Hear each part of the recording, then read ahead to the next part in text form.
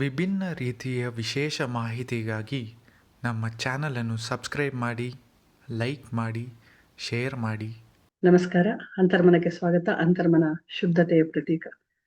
ಒಂದು ಒಳ್ಳೆ ಸಮಯ ಬರಬೇಕು ಅಂದ್ರೆ ಸಾಕಷ್ಟು ಸೂಚನೆಗಳು ಸಿಗ್ತಾ ಇರುತ್ತೆ. ಎಷ್ಟೊಂದ್ ಜನ ಹೇಳ್ತಾ ಇರ್ತಾರಲ್ಲ, ತುಂಬಾ ಒಳ್ಳೆಯ ಒಂದು ಅಭಿಪ್ರಾಯವನ್ನು ಇಟ್ಕೊಂಡಿರ್ತಾರೆ. ಒಳ್ಳೆ ಒಳ್ಳೆ ಸೂಚನೆಗಳು ಬಂದಾಗ ನಮ್ಗೆ ಈ ತರ ಒಳ್ಳೇದಾಗುತ್ತೆ ಅಂತ ಅನ್ಕೊಳ್ತಾ ಇರ್ತಾರೆ, ಬಯಸುತ್ತಾರೆ ನಮ್ಗೆ ಒಳ್ಳೇದಾಗ್ಬೇಕು ಅಂತ. ಹಾಗೆ ದುರಾದೃಷ್ಟ ಅಂತ ಬರೋಕ್ಕಿಂತ ಮುಂಚೆ, ಕೆಟ್ಟ ಸಮಯ ಬರೋಕ್ಕಿಂತ ಮುಂಚೆ, ಹಣಕಾಸಿನ ಒಂದು ಸಮಸ್ಯೆ ಬರೋಕ್ಕಿಂತ ಮುಂಚೆ ಸೂಚನೆಗಳು ಸಿಗ್ತಾ ಇರ್ತವೆ. ಗಮನ ಇಟ್ಟು ನೋಡ್ಬೇಕು. ಯಾಕಂದ್ರೆ ಯಾವುದು ತಕ್ಷಣ ಆಗೋದಿಲ್ಲ. ಏನೇ ಒಂದು ಆಗ್ಬೇಕು ಅಂದ್ರೆ ಸ್ವಲ್ಪ ಸಮಯ ತಗೊಳುತ್ತೆ. ಒಂದು ಒಳ್ಳೇದಾಗ್ಬೇಕು ಅಂದ್ರೆ ಸಮಯ ತಗೊಳುತ್ತೆ, ಕೆಟ್ಟದಾಗ್ಬೇಕು ಅಂದ್ರೆ ಸಮಯ ತಗೊಳುತ್ತೆ. ಅಂತ ಸಂದರ್ಭದಲ್ಲಿ ಕೆಟ್ಟ ಸಮಯ ಬಂದಾಗ ಈ ತರದ ಮನೆಯಲ್ಲಿ ಕಾಣಿಸ್ಕೊಳ್ತಾ ಇದ್ರೆ, ಆಗ್ತಾ ಇದ್ರೆ, ಪ್ರತಿಯೊಬ್ರು ಸಹ ಗಮನಿಸ್ಕೊಳ್ಬೇಕು, ಎಚ್ಚೆತ್ಕೊಳ್ಬೇಕು. ಎಚ್ಚೆತ್ತುಕೊಂಡು ಏನ್ ಮಾಡ್ಕೊಳ್ಬೇಕು, ಪ್ರಿಕಾಷನ್ ತಗೊಳ್ಬೇಕು. ಈ ತರ ಆಗಬಾರ್ದು ಅನ್ನೋದಾದ್ರೆ ಏನ್ ಮಾಡ್ಕೊಳ್ಬೇಕು ಅವಾಗ್ಲೇ ನೋಡ್ಕೊಂಡ್ಬಿಟ್ರೆ ಕಡಿಮೆ ನಷ್ಟ ಆಗುತ್ತೆ, ಕಡಿಮೆ ತೊಂದರೆ ಕಾಣಿಸುತ್ತೆ. ಇಲ್ಲ ಅಂತಂದ್ರೆ ಏನು ಆಗಲ್ಲ ಬಿಡು, ಇದೆಲ್ಲ ಮೂಢನಂಬಿಕೆ, ಇದೆಲ್ಲ ನಾವು ನಂಬಲ್ಲ, ಇದೆಲ್ಲ ಸುಳ್ಳು, ಅಥವಾ ಹಿಂಗ್ ಸಾಧ್ಯ ಇಲ್ಲ ಅಂತ ಅನ್ಕೊಂಡ್ರೆ, ಮತ್ತು ದೊಡ್ಡದಾಗಿ ಅದು ಉಲ್ಬಣ ಆದಾಗ, ಅಂದ್ರೆ ಹಣಕಾಸಿನ ಸಮಸ್ಯೆಗಳು ಬಂದಾಗ ಅದ್ರ ಕಷ್ಟ ಹೇಳಕ್ ಆಗೋದಿಲ್ಲ.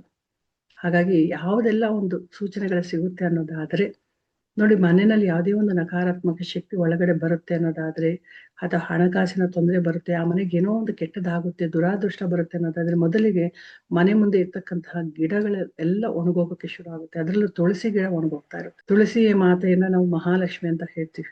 ಹಾಗಾಗಿ ಆಕೆ ಮೊದಲೇ ಸೂಚನೆ ಮಾಡ್ತಾರೆ. ಪ್ರತಿಯೊಬ್ರು ಮನೆ ಮುಂದೆ ತುಳಸಿ ಬೃಂದಾವನನ ಯಾಕೆ ಇಟ್ಟಿರ್ತಾರೆ ಅಂದ್ರೆ, ಅದು ಮನೆಗೆ ರಕ್ಷಣೆ ಕೊಡುತ್ತೆ, ಮನೇಲಿ ಇರ್ತಕ್ಕಂಥ ಎಲ್ಲ ವ್ಯಕ್ತಿಗಳಿಗೂ ಅದು ರಕ್ಷಣೆ ಕೊಡುತ್ತೆ ಅಂತ ಉದ್ದೇಶದಿಂದನೇ ಹಿಂದೂ ಧರ್ಮದಲ್ಲಿ ಪ್ರತಿಯೊಬ್ಬ ಭಾರತೀಯರು ಅದನ್ನ ಇಟ್ಕೊಂಡಿರ್ತಾರೆ.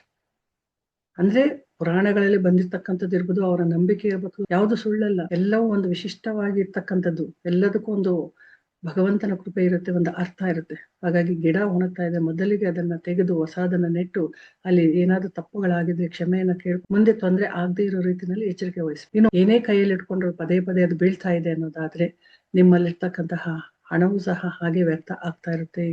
ಇದು ಒಂದು ಬಡತನದ, ಒಂದು ದರಿದ್ರತನದ ಅಥವಾ ಹಣಕಾಸಿನ ಒಂದು ನಷ್ಟವನ್ನು ಸೂಚಿಸ್ತಕ್ಕಂಥದ್ದು. ಅಂದ್ರೆ ಮುಂದೆ ನಿಮಗೆ ಈ ಕಷ್ಟ ಬರಬಹುದು, ಹಣದ ಸಮಸ್ಯೆ ಬರಬಹುದು ಅಂತ ಇದು ಸೂಚನೆ ಕೊಡ್ತಾ ಇದೆ. ಅಂದ್ರೆ ಎಚ್ಚರಿಕೆ ವಹಿಸಿ, ನಿಮ್ಮಲ್ಲಿರ್ತಕ್ಕಂಥ ಹಣ ಸೋರೋಗ್ತಾ ಇದೆ, ಅದು ಕೆಳಗಡೆ ಬಿದ್ದೋಗ್ತಾ ಇದೆ, ಯಾರ್ದೋ ಪಾಲಾಗ್ತಾ ಇದೆ, ಅದು ನಿಮಗೆ ದಕ್ಕಲ್ಲ ಅಂತ ಹೇಳಿ ಅದು ಸೂಚನೆಯನ್ನ ಕೊಡ್ತಾ ಇರುತ್ತೆ. ಹಾಗಾಗಿ ಜಾಗರೂಕರಾಗ್ಬೇಕು. ಮನೇಲಿ ಒಡೆದೋಗಿರೋ ಕನ್ನಡಿಗಳಿದ್ರೆ ಆಚೆ ಹಾಕ್ಬೇಕು. ಯಾವುದೇ ವಸ್ತು ಕೆಳಗಡೆ ಬೀಳ್ದೇ ಇರೋ ರೀತಿಯಲ್ಲಿ ಎಚ್ಚರಿಕೆ ವಹಿಸ್ಬೇಕು. ಹಾಲು ಉಕ್ಕಿ ಹೋಗ್ತಾ ಇದ್ರೆ, ಪದೇ ಪದೇ ಉಕ್ಕಿ ಹೋಗ್ತಾ ಇದ್ರೆ ಅಲ್ಲೂ ಸಹ ಎಚ್ಚರಿಕೆ ವಹಿಸ್ಬೇಕು.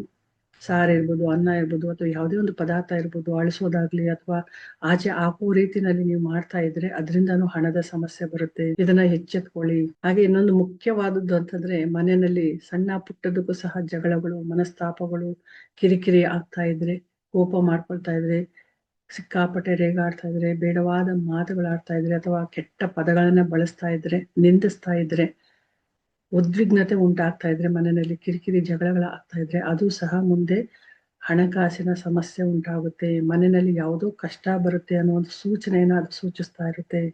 ದುರಾದೃಷ್ಟ ಅನ್ನೋದು ಬರುತ್ತೆ, ಸಂಬಂಧಗಳಲ್ಲಿ ಬಿರುಕು ಕಾಣಿಸ್ಕೊಳ್ಳುತ್ತೆ. ಇದನ್ನ ಎಚ್ಚೆತ್ಕೊಳ್ಬೇಕು ಅನ್ನೋದನ್ನ ಇದು ಸೂಚಿಸ್ತಾ ಇರುತ್ತೆ. ಹಾಗಾಗಿ ಯಾರಾದ್ರೂ ಈ ರೀತಿ ಮಾತಾಡ್ತಾ ಇದ್ರೆ ಮಾತಿನ ಬಗ್ಗೆ ನಿಗಾ ಇರ್ಬೇಕು, ಕಡಿಮೆ ಮಾತಾಡ್ಬೇಕು, ಕೆಟ್ಟ ಪದಗಳನ್ನ ಬಳಸಬಾರ್ದು, ಅವರನ್ನ ಅವ್ರ ಸ್ಥೀಮಿತದಲ್ಲಿ ಇಟ್ಕೊಳ್ಬೇಕು, ಧಾರ್ಮಿಕ ವಾತಾವರಣವನ್ನ ಸೃಷ್ಟಿ ಮಾಡ್ಕೊಳ್ಬೇಕು. ಹಾಗೆ ಮನಸ್ಸನ್ನ ಶಾಂತವಾಗಿ ಇಟ್ಕೊಳ್ಬೇಕು. ಇಲ್ಲ ಅಂತಂದ್ರೆ ಆ ಮನೆಯಲ್ಲಿ ನಕಾರಾತ್ಮಕತೆ ಒಂದು, ದುರಾದೃಷ್ಟ ಒಂದು, ಕೆಟ್ಟ ಸಮಯ ಒಂದು, ಹಣಕಾಸಿನ ಸಮಸ್ಯೆಗಳು ಒಂದು, ಆರೋಗ್ಯದ ಸಮಸ್ಯೆಗಳು ಉಲ್ಬಣ ಆಗಿ ವಿಪರೀತ ಕಷ್ಟಗಳು ಬಂದ್ಬಿಡ್ತಕ್ಕಂಥದ್ದು. ದುಡ್ಡೇ ಕೈಯಲ್ಲಿ ಇಲ್ಲದೆ ಇರ್ತಕ್ಕಂಥದ್ದು. ಬಿಸ್ನೆಸ್ ಮಾಡ್ತಾ ಇದ್ರೆ ಅದರಲ್ಲಿ ಅಭಿವೃದ್ಧಿ ಇರೋದಿಲ್ಲ, ಅದ್ರಲ್ಲಿ ಲಾಭ ಇರೋದಿಲ್ಲ, ಅದು ನಷ್ಟಕ್ಕೆ ಹೋಗ್ತಾ ಇರುತ್ತೆ. ಸಾಲಗಳು ಜಾಸ್ತಿ ಮಾಡ್ಕೊಳ್ತಾ ಇರ್ತಾರೆ.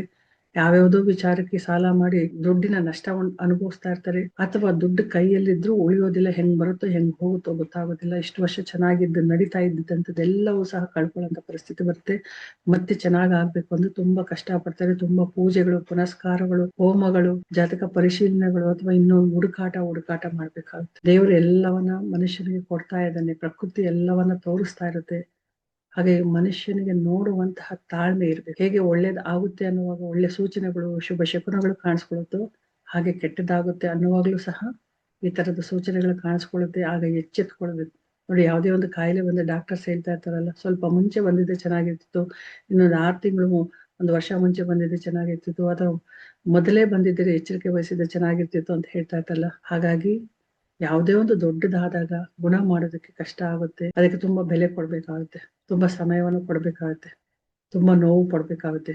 ಹಾಗಾಗಿ ಕಡಿಮೆ ಇದ್ದಾಗ್ಲಿ ಏನೇ ಆಗ್ಲಿ, ಅದು ಹಣಕಾಸಿನ ವಿಚಾರ ಇರ್ಬೋದು, ಆರೋಗ್ಯದ ವಿಚಾರ ಇರ್ಬೋದು, ಸಂಬಂಧದ ವಿಚಾರ ಇರ್ಬೋದು, ಎಲ್ಲವೂ ಸಹ ಕಡಿಮೆ ತೊಂದರೆ ಇದ್ದಾಗ್ಲೇ ಸರಿಯಾದ ನಿರ್ಣಯಗಳನ್ನು ತಗೊಳ್ಳೋದು, ಸರಿಯಾಗಿ ಗಮನಿಸೋದು, ಸರಿ ಮಾಡ್ಕೊಳ್ಳೋದಕ್ಕೆ ಏನೋ ಒಂದು ವ್ಯವಸ್ಥೆಯನ್ನ ರೂಪಿಸ್ಕೊಳ್ಳೋದು, ಎಚ್ಚೆತ್ಕೊಳ್ಳೋದು ಮಾಡಿದ್ರೆ ಎಲ್ಲವೂ ಬೇಗ ಬೇಗ ಸರಿ ಹೋಗುತ್ತೆ. ಇಲ್ಲ ಅಂದ್ರೆ ದೊಡ್ಡ ಮಟ್ಟದ ಬೆಲೆಯನ್ನು ಕೊಡ್ಬೇಕು, ದೊಡ್ಡದಾಗಿ ಸಮಯವನ್ನ ಮೀಸಲಾಗಿಡ್ಬೇಕು, ದೊಡ್ಡದಾದ ನೋವನ್ನ ಪಡ್ಬೇಕಾಗುತ್ತೆ. ಭಗವಂತನ ಕೃಪೆಯಿಂದ ಎಚ್ಚೆತ್ಕೊಳ್ಳಿ, ಒಳ್ಳೇದಾಗ್ಲಿ, ಸದಾ ಒಳ್ಳೇದನ್ನೇ ಮಾತಾಡ್ತಾ ಇರಿ, ಒಳ್ಳೇದನ್ನೇ ಕೇಳ್ತಾ ಇರಿ, ಒಳ್ಳೇದನ್ನೇ ಮಾಡಿ.